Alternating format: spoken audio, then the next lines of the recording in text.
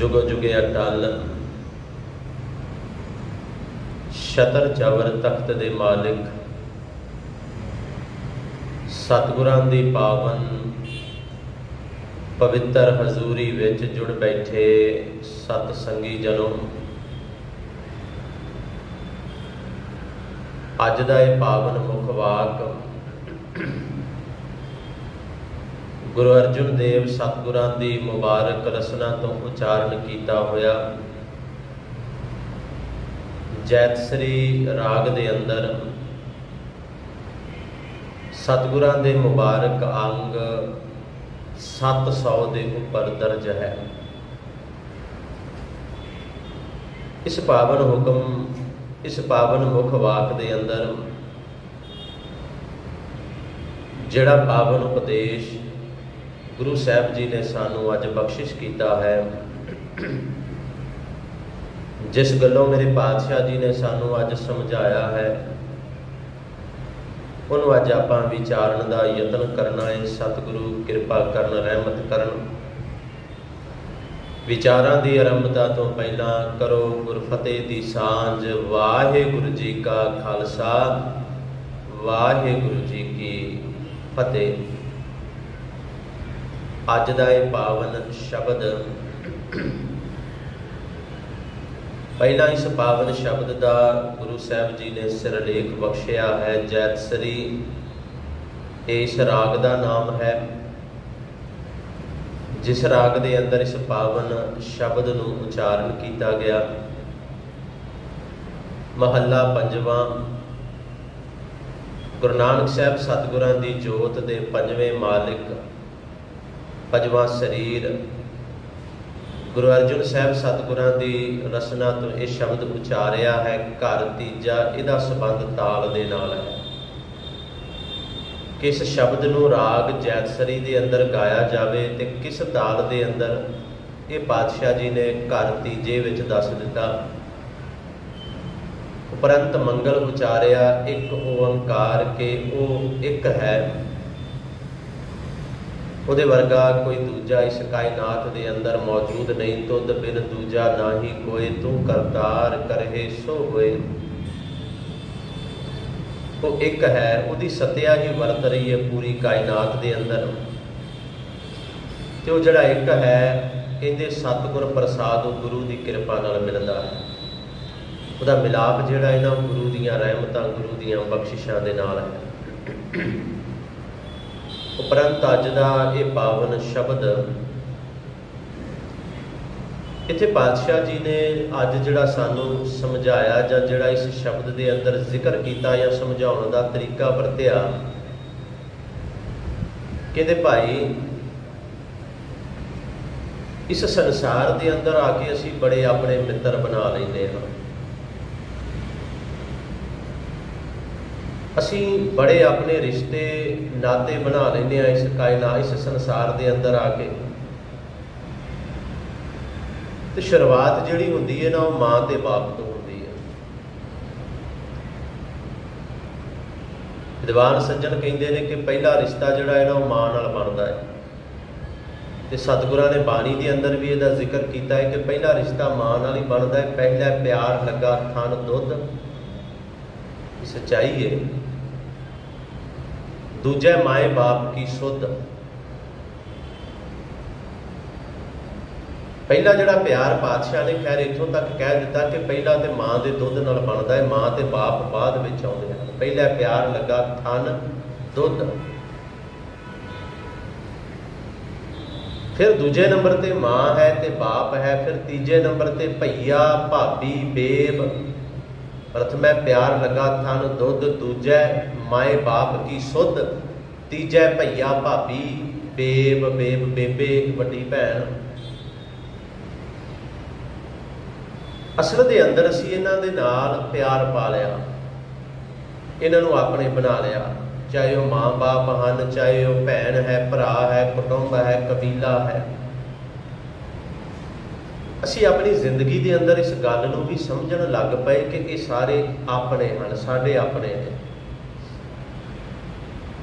कि औखे समय ते औखे सौखे समय ते जदों लोड़ पएगी ये साडे नाल खड़े होणगे। ये साडे नाल साडा साथ देणगे किसी भी समय ते किसी भी औखी या सौखी घड़ी के अंदर जदों इन्हां दी लोड़ पएगी ये नाल होणगे। असीं ये समझ लिया। माँ बाप तो बाद फिर वारी भैन भरा दी, भैन भरा तो बाद फिर जिहड़ी वारी आउंदी है ना वो दोस्तां मित्रां दी आउंदी है, जो असीं अपना सर्कल अपने आप बना लैंदे हां। उत्थे कुछ चंगे भी मिलते हैं, कुछ माड़े भी मिलते हैं, कुछ सिखा के जाते हैं तो कईयां तो सीखना पैंदा है। दो गल्लां ने, माड़े जिहड़े ने वो सिखा के जाते हैं तो चंगियां दे कोलों सीखण नूं बड़ा कुछ मिल जाता सानूं। सच्चे पातशाह कहंदे भाई बड़े मित्र बना ले इस जीवन के अंदर, इस जिंदगी के अंदर, पर गुरबाणी की कह रही है? गुरबाणी तो कह रही है कौन तेरा मित्र है, इत्थे दस कौन है तेरा अपना। अज का जिहड़ा शब्द है ना, कोई जाने कवन इहां जग मीत, मीत भाव मित्र। कहते कौन इस संसार के अंदर अपना है, कौन इस संसार के अंदर मित्र है। ये क्यों? क्योंकि असल विच ना इस शब्द को समझना होवे ते पंक्ति नाल लैके सानू चलना पएगा, सानू चलना पएगा इस पंक्ति को लैके जिथे पातशाह ने आख्या ना, यह जग मीत ना देखियो कोई। इस जगत के अंदर कोई भी मित्र नहीं है, कोई भी अपना नहीं है साडा। क्योंकि पातशाह ने बाणी में बड़ा स्पष्ट कह दिता, अपने ही सुख स्यों सब बांधियो, क्या दारा का क्या मीत। ये सारे अपने सुख के कारण साडे नाल बजे हुए हैं। क्या दारा क्या मीत, तां ही कहते ना जगत में झूठी देखी प्रीत। सच्चे पातशाह कहते जगत की प्रीत झूठी है, जगत में झूठी देखी प्रीत। क्यों? क्योंकि अपने सुख के कारण ही साडे नाल बंधे हुए ने ये सारे, भावें वो दारा है, पत्नी है, भावें मित्र ने या रिश्तेदार ने। अज भी पातशाह ने कह दिता, कोई जाने कवन इहां जग मीत, इस संसार विच तेरा कोई मित्र नहीं हो भलिया, कोई भी अपना नहीं। जिन्होंने अपने समझ के बैठा है ना वो नेड़े भी नहीं लगणगे। क्योंकि जो समा होता है ना, जो हालात इहो जे बनते हैं ना, उदों अपने भी साथ छड्ड के दौड़ जाते हैं। सब तो पहला दौड़न वाले अपने ही होंदे ने। मैं उदाहरण सिर्फ गुरबाणी विचों दे रहा, क्योंकि सच्चे पातशाह जी ने आख्या भी इंसान के सब तो नेड़े उसदी औरत है, उसदी पत्नी है, सब तो नेड़े जिहड़ी हमेशा उहदे नाल रहण वाली। असीं कहने आ अर्धांगनी शब्द पत्नी के वास्ते वरतिया जाता है। अर्धांगनी मायने बड़े वड्डे ने अर्धांगनी ने, पर गुरु साहब ने आख्या कहते एक गल याद रखियो, जिन्हों अपना समझ लिया ना, जिहदे कोलों शायद अपना कोई राज भी कदे लुको के नहीं सी रखिया, जिहदे कोलों कोई राज भी लुको के नहीं सी रखिया, गुरु साहब कहते एक समा वो भी आया, वो समा भी आया जदों इंसान की इस मर्द की मौत हुई ना, तो सब तो पहला प्रेत प्रेत कह के दौड़न वाली भी यदि वो अपनी औरत ही है, कोई होर नहीं है, कोई होर नहीं, सब तो पहला वही है। जब ही हंस तजी यह काया, फिर की होया? प्रेत प्रेत कर भागी, यह जग मीत ना देखियो कोई। ताई पातशाह ने अज आख्या कोई जाने कवन इहां जग मीत, कौन इत्थे अपना मित्र है।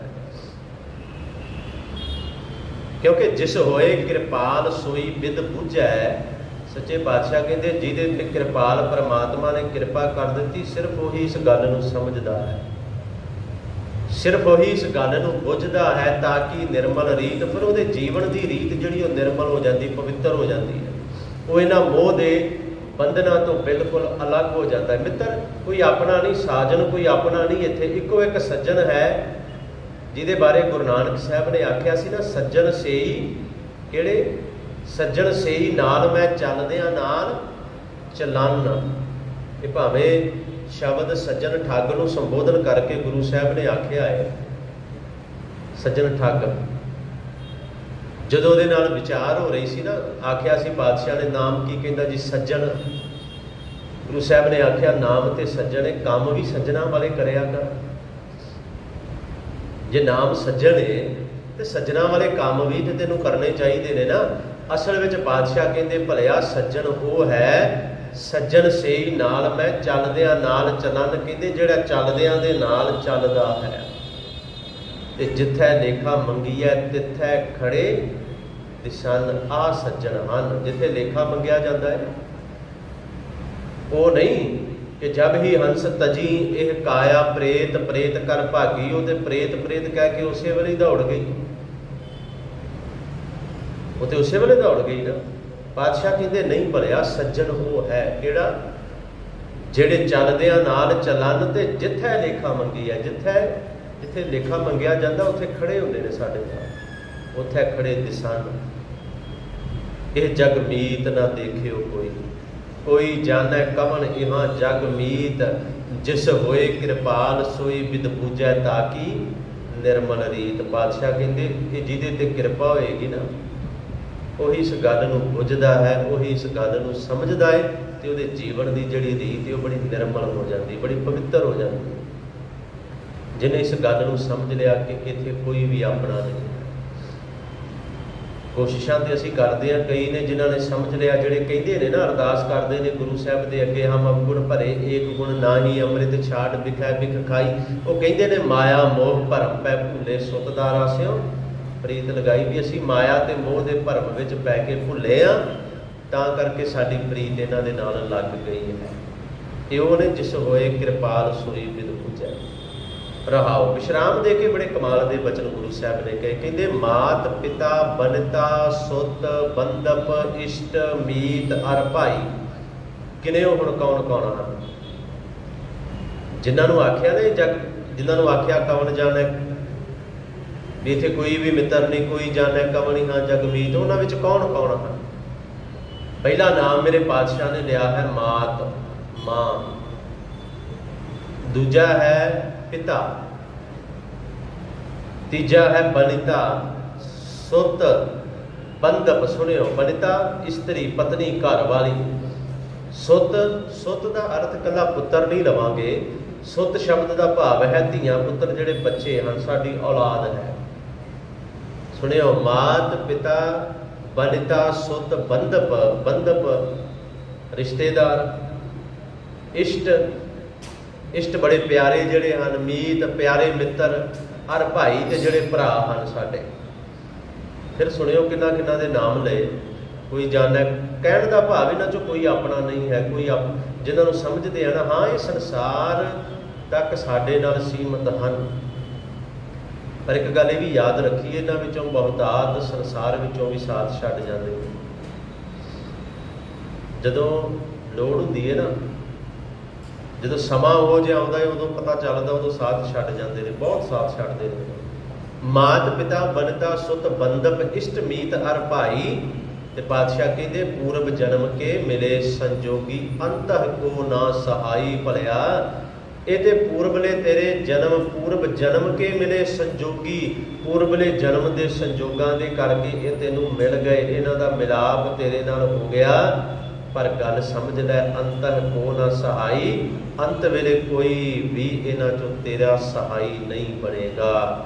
ਕੋਈ ਜਾਣੈ ਕਵਣ ਇਹਾਂ ਜਗ ਮੀਤ। ਅਖੀਰਲੇ ਸਮੇਂ ਤੇ ਕਿਸੇ ਵੀ ਸਹਾਈ ਨਹੀਂ ਬਣਦਾ।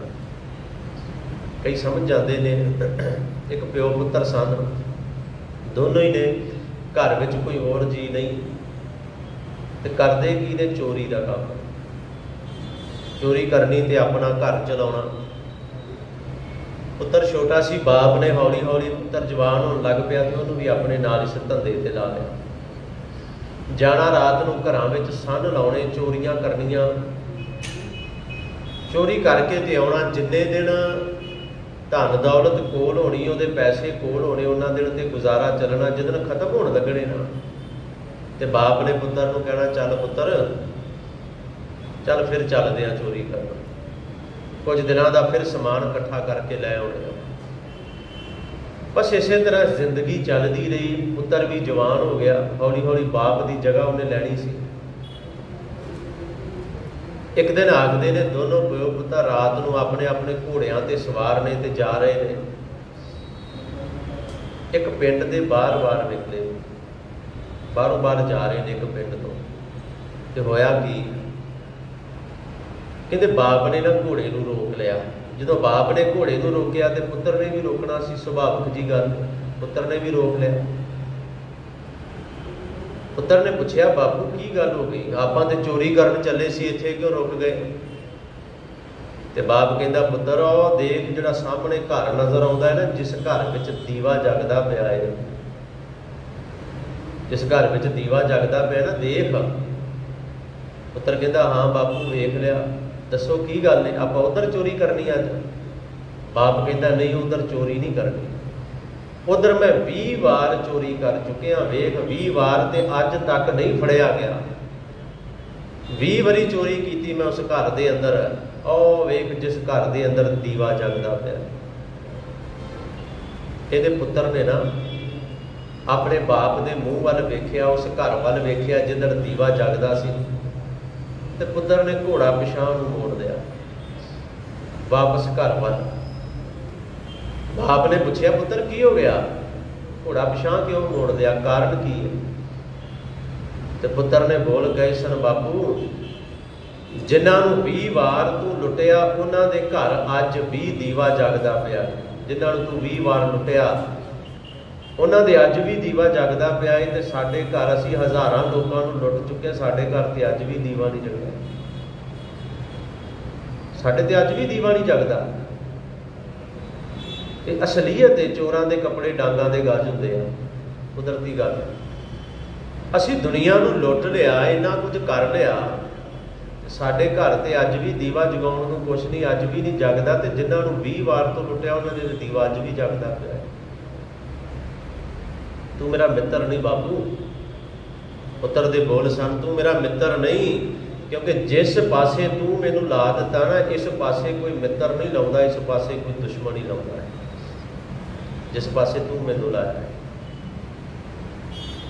ਜਿਹੜੇ ਕੰਮ, ਜਿਹੜੇ ਧੰਦੇ ਤੇ ਤੂੰ ਮੈਨੂੰ ਲਾਇਆ ਨਾ, ਮਿੱਤਰ ਨਹੀਂ, ਤੂੰ ਮੇਰਾ ਮਿੱਤਰ ਨਹੀਂ ਹੈ, ਤੂੰ ਮੇਰਾ ਸੱਚਮੁੱਚ ਦੁਸ਼ਮਣ ਹੈ। ਪਿਓ ਨੂੰ ਪੁੱਤਰ ਕਹਿ ਰਿਹਾ, ਤੂੰ ਸੱਚਮੁੱਚ ਮੇਰਾ ਦੁਸ਼ਮਣ ਹੈ।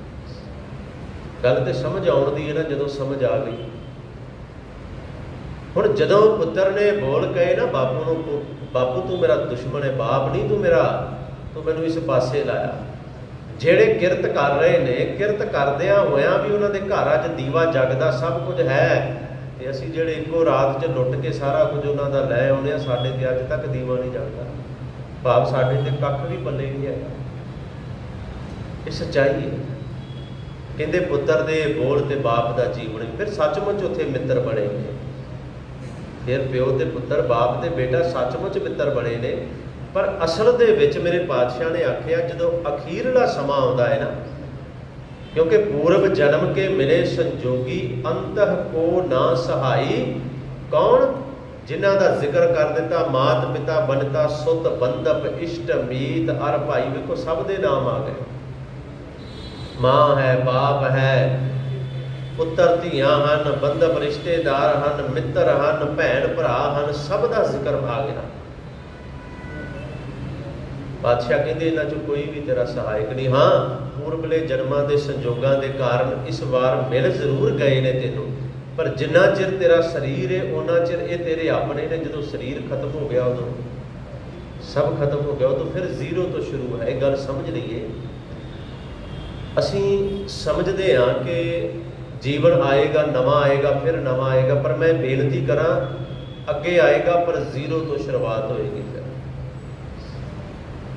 ਕਿਉਂਕਿ ਇੱਥੋਂ ਜ਼ੀਰੋ ਤੋਂ ਖਤਮ ਕੀਤਾ ਤੇ ਸ਼ੁਰੂਆਤ ਵੀ ਤੇ ਜ਼ੀਰੋ ਤੋਂ ਹੀ ਹੋਣੀ ਹੈ ਨਾ। ਅਸੀਂ ਇੱਥੋਂ ਹੀ ਜ਼ੀਰੋ ਤੋਂ ਖਤਮ ਕਰਕੇ ਚੱਲੇ ਹਾਂ। ਸੱਚੇ ਪਾਤਸ਼ਾਹ ਕਹਿੰਦੇ, ਕੋਈ ਵੀ ਪੂਰਬ ਜਨਮ ਕੇ ਮਿਲੇ ਸੰਜੋਗੀ, ਅੰਤਰ ਕੋ ਨਾ ਸਹਾਈ। ਕਿਸੇ ਨੇ ਸਹਾਇਕ ਨਹੀਂ ਹੋਣਾ। ਅਗਲੇ ਬੰਦ ਵਿੱਚ ਕਹਿੰਦੇ, ਮੁਕਤ ਮਾਲ ਕਨਿਕ ਲਾਲ ਹੀਰਾ।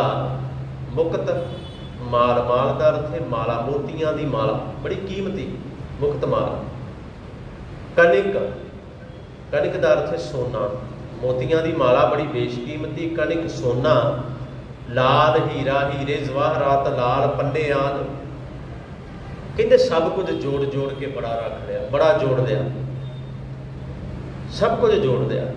ਜਿਨ੍ਹਾਂ ਵਿੱਚ ਮੁਕਤ ਮਾਲ, ਮੁਕਤਿਆਂ ਦੀ ਮਾਲਾ, ਸੋਨਾ ਹੈ, ਹੀਰੇ ਨੇ, ਲਾਲ ਨੇ, ਜਵਾਹਰਾਤ ਨੇ, ਸਭ ਕੁਝ ਹੈ ਤੇਰੇ ਕੋਲ।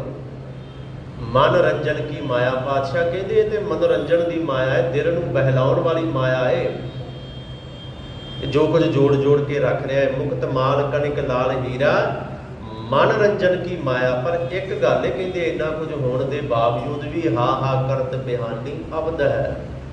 हाय हाय करदे ही औद उम्र जिहड़ी उह निकलती है, फिर भी उम्र हाय हाय करदे ही निकलती है। ता मैं संतोख ना पाया, इन्ना कुछ होने के बावजूद भी कहते संतोख नहीं है, फिर भी सबर नहीं, फिर भी रज नहीं आता। नहीं आता ना, एक बड़ी सुभाव बड़ी सीधी जी गल है, नहीं आता रज।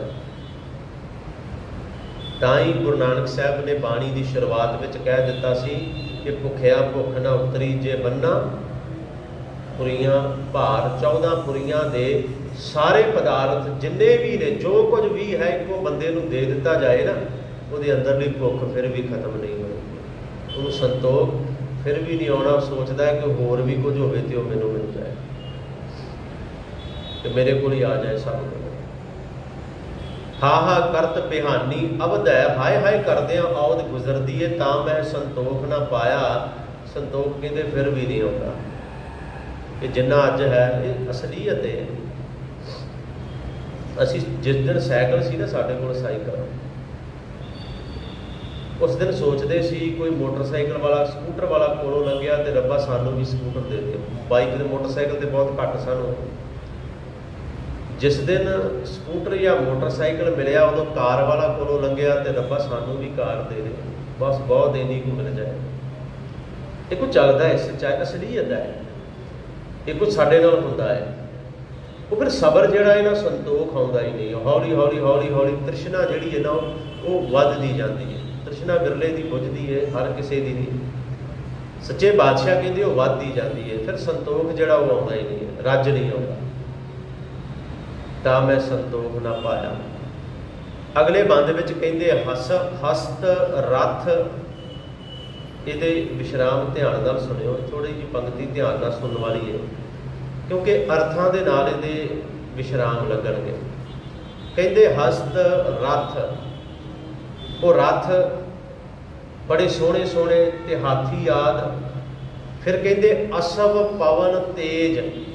पहला विश्राम लगना जे हस्त रथ ते, दूजा विश्राम लगना है असव। असव कहते ने घोड़े नूं, अश्व कहते असीं वैसे।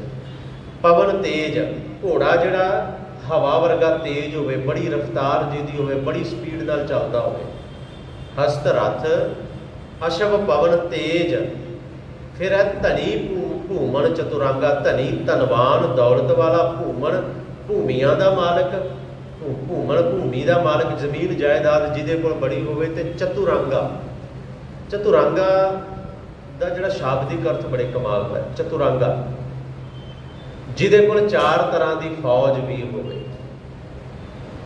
4 तरह की फौज भी होवे जिहदे कोल। उही जिहड़ी जिन्हों असीं कह दिंदे आ पैदल घोड़सवार, हुण ते खैर होर भी बड़ा कुछ आ गया फौज विच।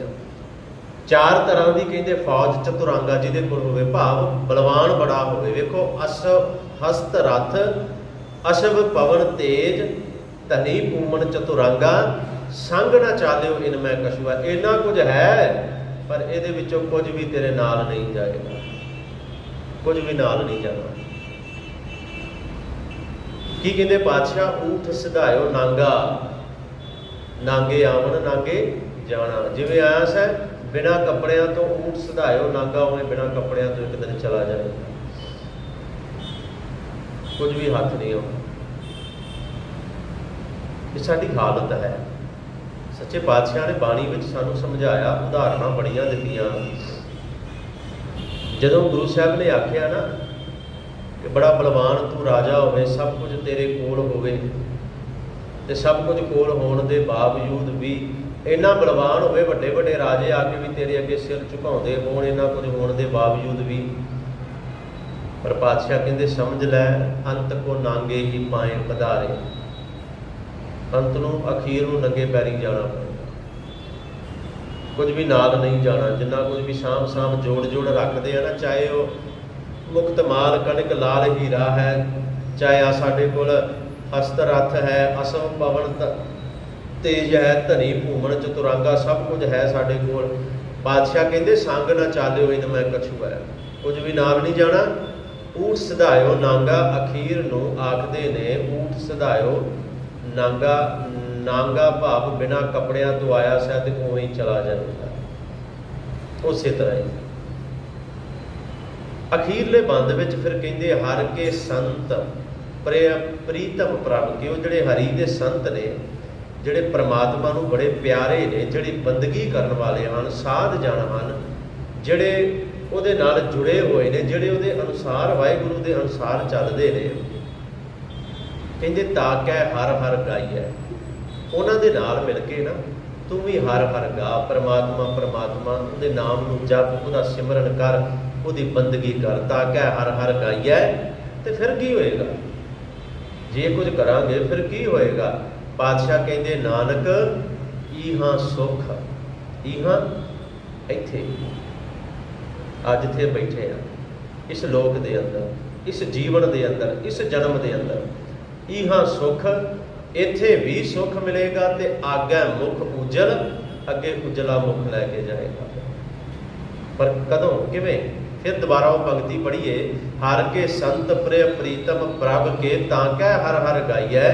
ਜਿਹੜੇ ਪਰਮਾਤਮਾ ਦੇ ਸੰਤ ਨੇ, ਉਹਦੇ ਪਿਆਰੇ ਹਨ, ਉਹਨਾਂ ਦੇ ਨਾਲ ਮਿਲ ਕੇ ਤੂੰ ਵੀ ਹਰ ਹਰ ਗਾ, ਪਰਮਾਤਮਾ ਨੂੰ ਸਿਮਰ, ਉਹਦੀ ਯਾਦ ਵਿੱਚ ਜੁੜ, ਤੂੰ ਵੀ ਜੁੜ। ਜੇ ਉਹਦੇ ਨਾਲ ਜੁੜੇਗਾ ਤੇ ਤਾਂ ਫਿਰ ਕਹਿੰਦੇ ਨਾਨਕ ਈਹਾਂ ਸੁੱਖ ਆਗੇ ਮੁਖ ਉਜਲ, ਸੰਗ ਸੰਤਨ ਕਹਿ ਪਾਈਐ। ਜਦੋਂ ਸੰਤਾਂ ਦੇ ਸੰਗ ਵਿੱਚ ਜੁੜੇਗਾ ਨਾ ਤੇ ਫਿਰ ਈਹਾਂ ਸੁੱਖ ਮਿਲੇਗਾ, ਆਗੇ ਮੁਖ ਉਜਲ। ਨਾਨਕ ਤੇ ਮੁਖ ਉਜਲੇ ਕੀਤੀ ਛੁੱਟੀ ਨਾ। ਉਹ ਫਿਰ ਆਪਣਾ ਮੁਖ ਤੇ ਉਜਲਾ ਲੈ ਕੇ ਜਾਂਦੇ ਹੀ ਨੇ। ਤੇ ਸੱਚੇ ਪਾਤਸ਼ਾਹ ਕਹਿੰਦੇ ਹੋਰ ਬੜਿਆਂ ਦਾ ਛੁਟਕਾਰਾ ਵੀ ਉਹ ਆਪਣੇ ਨਾਲ ਕਰਵਾ ਲੈਂਦੇ ਨੇ। ਨਾਨਕ ਈਹਾਂ ਸੁੱਖ ਆਗੇ ਮੁਖ ਉਜਲ। ਪਰ ਅੱਜ ਦਾ ਜਿਹੜਾ ਇਹ ਸ਼ਬਦ ਹੈ ਨਾ, ਇਸ ਸ਼ਬਦ ਦੇ ਅੰਦਰ ਮੇਰੇ ਪਾਤਸ਼ਾਹ ਨੇ ਬੜੇ ਸੌਖੇ ਜਿਹੇ, ਬੜੇ ਸਿੱਧੇ ਤਰੀਕੇ ਨਾਲ ਸਮਝਾਇਆ ਭਲਿਆ। ਇਸ ਸੰਸਾਰ ਦੇ ਅੰਦਰ, ਇਸ ਜੀਵਨ ਦੇ ਅੰਦਰ ਕੋਈ ਆਪਣਾ ਨਹੀਂ, ਕੋਈ ਮਿੱਤਰ ਨਹੀਂ। ਜਿਹਨਾਂ ਨੂੰ ਅਸੀਂ ਮਿੱਤਰ ਸਮਝ ਲਿਆ ਜਾਂ ਜਿਨ੍ਹਾਂ ਨੂੰ ਅਸੀਂ ਆਪਣਾ ਮਿੱਤਰ ਬਣਾ ਲਿਆ, ਉਹਨਾਂ 'ਚ ਕੋਈ ਸਾਡਾ ਮਿੱਤਰ ਨਹੀਂ ਹੈ। ਚਾਹੇ ਉਹ ਰਿਸ਼ਤੇਦਾਰ ਨੇ, ਧੀਆਂ ਪੁੱਤਰ ਨੇ, ਪਰਿਵਾਰ ਹੈ, ਮਾਂ ਬਾਪ ਹੈ। ਕਿਉਂਕਿ ਅੰਤ ਵੇਲੇ ਕਿਸੇ ਨੇ ਵੀ ਸਹਾਈ ਨਹੀਂ ਹੋਣਾ, ਕਿਸੇ ਨੇ ਵੀ ਅੰਤ ਵੇਲੇ ਨਾਲ ਨਹੀਂ ਜਾਣਾ। ਤੇ ਅੰਤ ਵੇਲੇ ਸਹਾਈ ਕੌਣ ਹੁੰਦਾ? ਇੱਕੋ ਸਹਾਈ, ਇੱਕੋ ਰਾਮ ਪਰਮਾਤਮਾ ਹੀ ਸਹਾਈ ਹੁੰਦਾ ਹੈ। ਉਹ ਜਨਮ ਵੇਲੇ ਵੀ, ਮੌਤ ਵੇਲੇ ਵੀ, ਜਨਮ ਤੋਂ ਪਹਿਲਾਂ ਵੀ ਤੇ ਮੌਤ ਤੋਂ ਬਾਅਦ ਵੀ ਇੱਕੋ ਸਹਾਈ ਹੁੰਦਾ ਹੈ। ਬਸ ਹੋਰ ਕਿਸੇ ਨੇ ਸਹਾਇਕ ਨਹੀਂ ਹੋਣਾ। ਇਹ ਸੱਚਾਈ ਹੈ। ਇੱਕ ਗੱਲ ਜ਼ਰੂਰ ਸਮਝਿਓ, ਕਿਉਂਕਿ ਜਦੋਂ ਮੌਤ ਦੀ ਗੱਲ ਆਉਂਦੀ ਨਾ, ਅੰਤ ਦੀ ਗੱਲ ਆਉਂਦੀ, ਅੰਤਹ ਕੋ ਨਾ ਸਹਾਇ, ਉਦੋਂ ਗੱਲ ਆਉਂਦੀ ਹੈ ਕਿ ਪਰਮਾਤਮਾ ਸਹਾਇਕ ਹੋਏਗਾ। ਤੇ ਜ਼ਿਆਦਾਤਰ ਜਿਹੜੀ ਗੱਲ ਹੈ ਨਾ, ਇਹ ਰੌਲਾ ਪਾਇਆ ਜਾਂਦਾ ਹੈ ਕਿ ਪਰਮਾਤਮਾ ਹੈ ਹੀ ਨਹੀਂ, ਰੱਬ ਹੈ ਹੀ ਨਹੀਂ। ਕੱਲ੍ਹ ਕਿਤੋਂ ਪੜ੍ਹ ਰਿਹਾ ਸੀ ਮੈਂ, ਇਹਦੇ ਪਹਿਲੋਂ ਧਰਮ ਆਇਆ ਕਿ ਪਹਿਲਾਂ ਇਨਸਾਨ ਆਇਆ। ਸਮਝਣ ਵਾਲੀ ਗੱਲ ਹੈ। ਪਹਿਲਾਂ ਧਰਮ ਆਇਆ ਕਿ ਪਹਿਲਾਂ ਇਨਸਾਨ ਆਇਆ। ਇਹ ਤਰਕ ਦੀ ਗੱਲ ਹੈ, ਤਰਕ ਦੀ। ਮੈਂ ਉਹਨੂੰ ਪੁੱਛਿਆ, ਮੈਂ ਕਿਹਾ ਬੜਾ ਸੌਖਾ ਜਿਹਾ ਸਵਾਲ ਹੈ, ਪਹਿਲਾਂ ਮੁਰਗੀ ਆਈ ਕਿ ਆਂਡਾ ਆਇਆ? ਅਸਲ ਵਿੱਚ ਧਰਮ ਆਇਆ ਕਿ ਇਨਸਾਨ ਆਇਆ? ਸਵਾਲ ਉਹ ਹੀ ਹੈ, ਮੁਰਗੀ ਆਂਡੇ ਵਾਲਾ।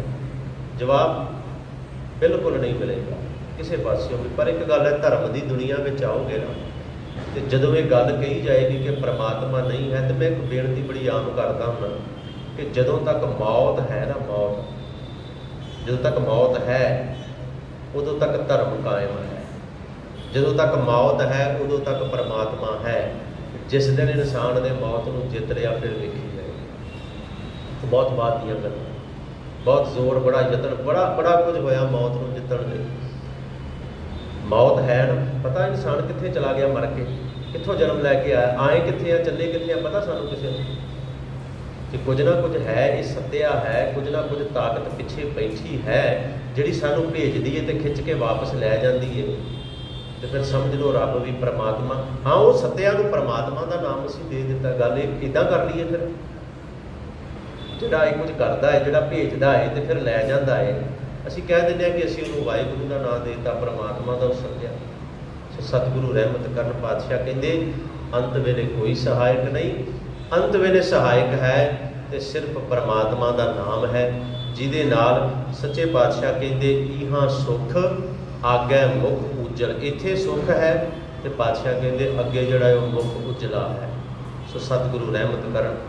इन्नियां बेनतियां आप जी ने प्रवान कर लैनियां। गुर शब्द इतिहास की विचार करदियां होइयां बेअंत फुल्लां दी खिमा करो गुर फतेह दी सांझ। वाहिगुरू जी का खालसा, वाहिगुरू जी की फतेह।